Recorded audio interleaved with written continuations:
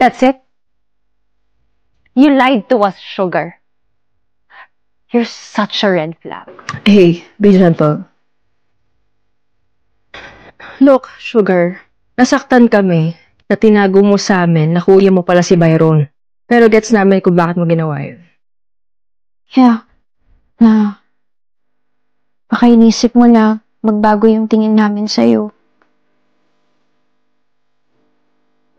Sugar, we're friends.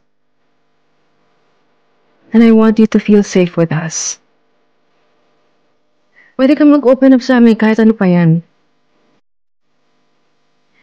And besides, we choose our friends not based on their family. We choose friends because they feel like family. Ka na. Ka na dito. Ka na umiyak.